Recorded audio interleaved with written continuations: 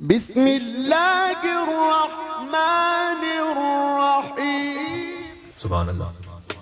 آپ پوری کوشش کرنے کے بعد اگر ایک صفت اپنے اندر کو مومن لا سکیں اور وہ ہے اللہ کی رضا پر راضی ہونا، یہ بہت سارے معاملات میں انسان کو مدد دیتی ہے۔ جنت میں کچھ لوگ پہنچیں گے، ملائکہ ان سے کہیں گے کہ تم کیسے آئے ہو اپنی قبروں سے؟ وہ کہیں گے فَيَطِيرُونَ مِنْ قُبُورِهِمْ، وہ قبروں سے اڑتے ہوئے جنت میں آئیں گے۔ وہ ملائکہ ان سے پوچھیں گے کہ هَلْ رَأَيْتُمُ الْحِسَابَ، کیا حساب کتاب دیکھا تھا؟ آتے ہیں وہ کہیں گے نہیں۔ کیا میزان دیکھا تھا؟ نہیں۔ صراط دیکھا؟ نہیں۔ تو ڈائریکٹ کیسے پہنچے ہو تم جنت میں؟ اس کی مثال دیکھیں۔ آپ میلبرن سڈنی کے درمیان کے شہروں کا مجھے اتنا پتہ نہیں ہے، ورنہ میں یہ مثال دیتا۔ آپ فرض کیجئے لاہور سے کراچی آ رہے ہیں بائی ایئر، کوئی آپ سے پوچھے ملتان دیکھا تھا درمیان میں؟ آپ نے دیکھا تو نہیں، گزرے ہیں وہاں سے، یہ نہیں کہ گزرے نہیں، کیونکہ اتنا تیزی سے گزر گئے کہ دیکھنے کی نوبت ہی نہیں آئی۔ سکر دیکھا تھا درمیان میں؟ کیا دیکھا نہیں تھا؟ یہ سارے سٹیز ہیں درمیان کے، کیوں؟ اس لیے کہ گزرے نہیں ہیں وہاں سے، اوپر سے گزرے ہیں، لیکن اتنی سپیڈ ہے کہ وہاں رکنے کی نوبت ہی نہیں ہے، تم نے دیکھا ہی نہیں گویا۔ تو وہ گزریں گے حساب سے، وہ گزریں گے صراط سے، وہ گزریں گے میزان سے، لیکن اتنا جلدی آئے ہیں اڑتے ہوئے کہ دیکھا ہی نہیں ہے۔ تو فرشتے پوچھیں گے کہ تمہاری کون سی نیکی ایسی ہے؟ تو دو نیکیاں بتائیں گے۔ ایک جگہ میں مجلس پڑھ رہا تھا تو میں نے روایت پڑھتے پڑھتے یہاں تک رکا، موضوع کوئی اور نکل گیا پھر آگے۔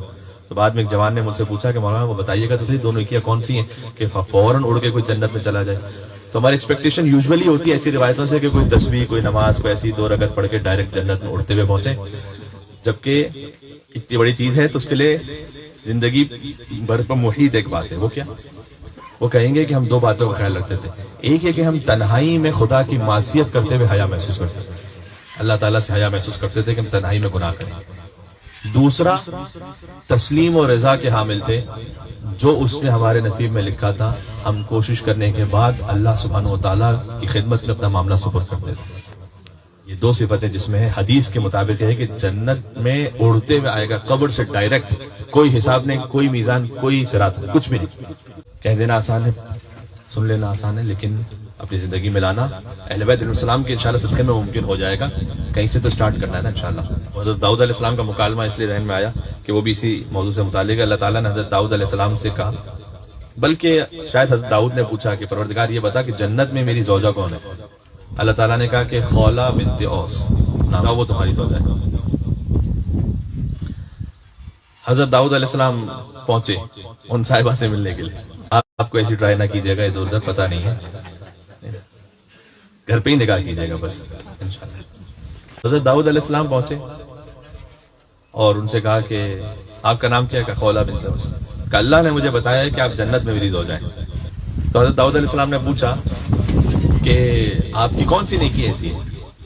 خلاصہ یہ روایت کا کہ نمازیں بھی نارمل تھیں، باقی عبادتیں بھی نارمل تھیں۔ فرمایا اس خاتون نے کہ میں اللہ سبحانہ و تعالیٰ کی رضا پر راضی رہنے والی ہوں، ساری زندگی میں نے ایسے گزاری۔ حضرت داؤد نے کہا بہذا بلغت ما بلغتی، اب سمجھ میں آیا کہ اس مقام پر تم پہنچی کیوں ہو، اس صفت کی وجہ سے پہنچی، نبی خدا کی وجہ۔ سبحان اللہ۔